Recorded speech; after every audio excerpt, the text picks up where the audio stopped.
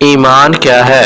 حضرت ابن عباس رضی اللہ تعالی عنہ سے روایت ہے کہ حضرت جبرائیل علیہ السلام نے رسول پاک صلی اللہ علیہ وآلہ وسلم سے عرض کیا کہ مجھے بتائیے ایمان کیا ہے؟ نبی اکرم صلی اللہ علیہ وآلہ وسلم نے ارشاد فرمایا، ایمان یہ ہے کہ تم اللہ تعالیٰ، آخرت کے دن، فرشتوں، اللہ تعالیٰ کی کتابوں اور نبیوں پر ایمان لاؤ، مرنے اور مرنے کے بعد دوبارہ زندہ ہونے پر ایمان لاؤ، جنت، دوزخ، حساب اور اعمال کے ترازو پر ایمان لاؤ، اچھی اور بری تقدیر پر ایمان لاؤ۔ حضرت جبرائیل علیہ السلام نے عرض کیا، جب میں ان تمام باتوں پر ایمان لے آیا تو کیا میں ایمان والا ہو گیا؟